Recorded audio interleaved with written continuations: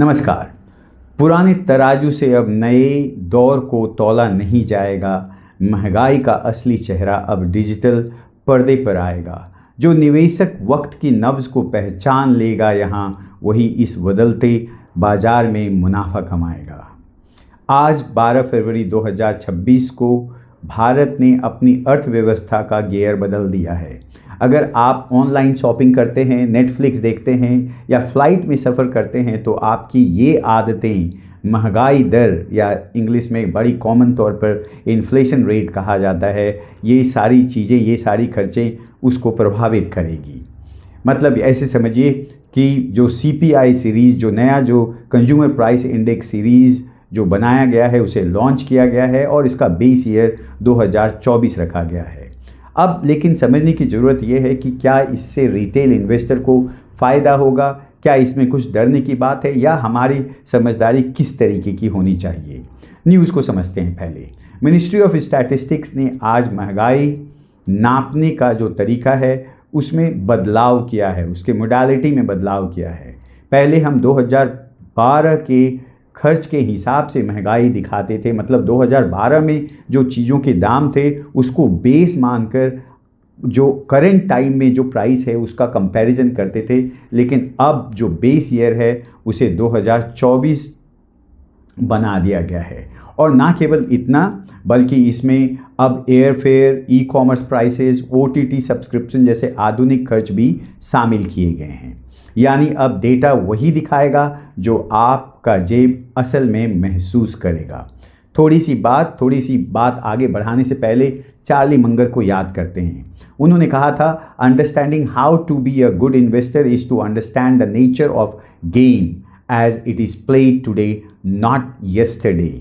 तो यहाँ पे समझने की बात है, एक रिटेल इन्वेस्टर को इन चीज़ों को काफ़ी बारीकी से देखने की ज़रूरत है। जो कंज्यूमर प्राइस इंडेक्स में जो एक नया दौर आज से शुरू हो रहा है, इसे हम कुछ पॉइंट्स में समझते हैं। नंबर 1, तो इस पर जो है नए इंडेक्स में डिजिटल और एविएशन सेक्टर को जगह मिली है। इसका मतलब यह हुआ कि अब कंपनियां जैसे कि इंटरग्लोब एविएशन, जोमेटो, नायका जैसी कंपनियों की परफॉर्मेंस और उनकी प्राइस का जो डेटा है उस पर सरकार की नज़र होगी। निश्चित रूप से इससे क्या होगी कि पूरी जो जानकारी है उसमें काफ़ी पारदर्शिता आएगी और जो एक लॉन्ग टर्म इन्वेस्टर्स को पूरी चीज़ को समझने में और ज़्यादा आसानी आएगी। दूसरी बात, अब आप समझिए कि इसका कनेक्शन EMI के साथ कैसे हो सकता है।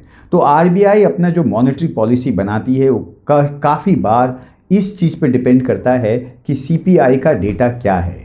यदि CPI ये बता रही है कि जो इकॉनमी है उसमें इन्फ्लेशन है, तो वैसी स्थिति में बहुत बारी जो रेट ऑफ इंटरेस्ट है उसको बढ़ाया जाता है और उल्टा इसे घटाया जाता है। तो मतलब यूँ समझिए कि ये जो CPI का जो डेटा है वो डिटरमिन करता है कि RBI किस तरीके की पॉलिसी अपनाने वाली है। तो अब यहाँ समझिए कि CPI का कैलकुलेशन ही अपने आप चेंज होगा, तो निश्चित रूप से जो RBI का जो मॉनेटरी पॉलिसी है वो अकॉर्डिंगली चेंज होगा। थोड़ी सी अगर आप इस बात में इंटरेस्टेड हैं तो मॉनेटरी पॉलिसी कैसे बनती है, कैसे काम करती है, इसके बारे में आप कुछ और जानकारी इकट्ठा करें।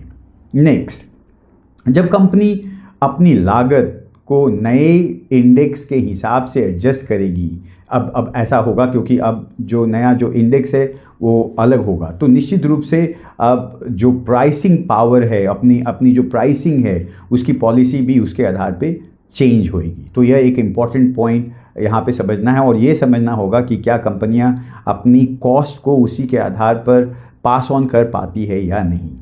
दूसरी और जो चौथी बात समझने की बात है वो यह है कि जब अगर आप देखें पुराने डेटा पर आधारित थी तो ऐसा महसूस हो सकता था या ऐसा एक कन्फ्यूजन या मिस रिप्रेजेंटेशन होता था कि जहां पर आपका जो एक्चुअल महंगाई है और जिस तरीके से जिस नए ज़माने में हम रह रहे हैं उसकी जो रियल महंगाई है वो दोनों में आपस में एक दूसरे में मिलाप नहीं था।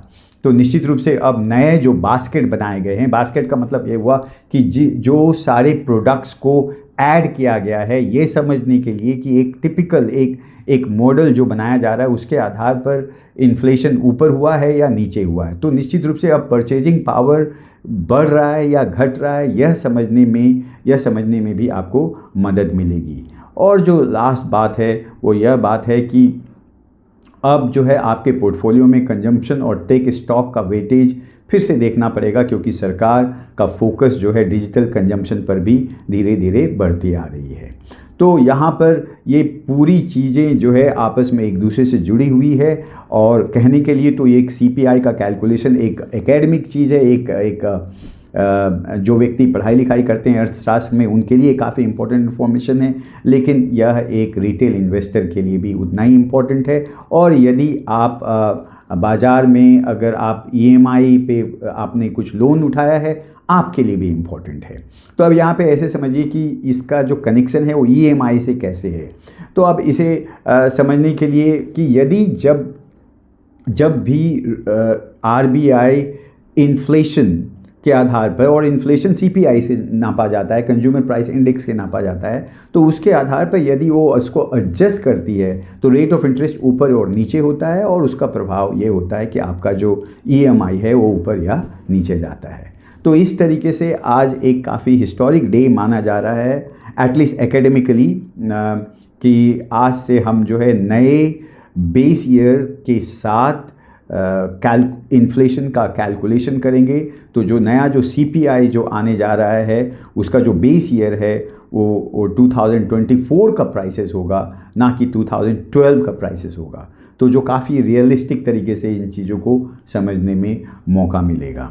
तो अब इसके बारे में क्या सोचते हैं, आप इसके बारे में कमेंट करें हमारे वीडियो पे। यदि आपको यह यूज़फुल लगा हो या आपके कोई प्रश्न हो तो उसे ज़रूर लिखें, और इस वीडियो को लाइक करें, और वैसे लोगों को जिनको कि इकोनॉमिक्स में ज़्यादा इंटरेस्ट होता है उनके साथ इस वीडियो को ज़रूर शेयर करें।